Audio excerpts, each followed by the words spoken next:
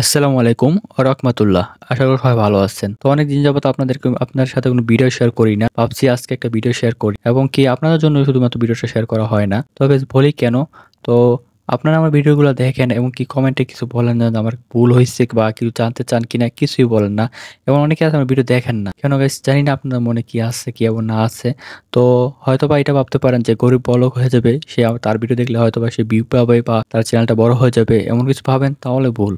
ঠিক আছে? আপনারা বড় মানুষের ভিডিও দেখেন যারা নাকি সেলিব্রিটি এবং কি যারা নাকি বড়, বড় খামার তাদের ভিডিও দেখেন। মানে তাদেরকেই দেখেন। আমাদেরকে দেখার দরকার নাই। আমরা বড়লোক হয়ে যাবো, তাই তো? দরকার নেই তাহলে। তো আমি আমার ফার্মে নতুন একটা মুরগি আনছি। এটা পৃথিবীর সবচেয়ে ছোট মুরগি।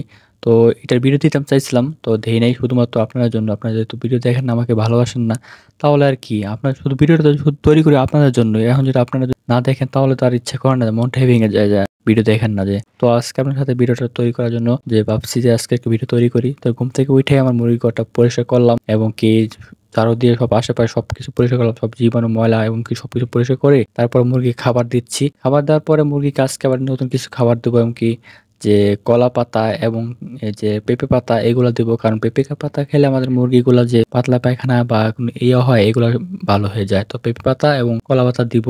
আর পানি দিয়ে দিচ্ছি যেন মুরগিগুলো ভালো করে খেতে পারে। আমি এত অল্প জায়গার মধ্যে এত সুন্দর করে মুরগি পালন করতেছি, আপনাদের সাপোর্ট কোনো পাইতেছি না।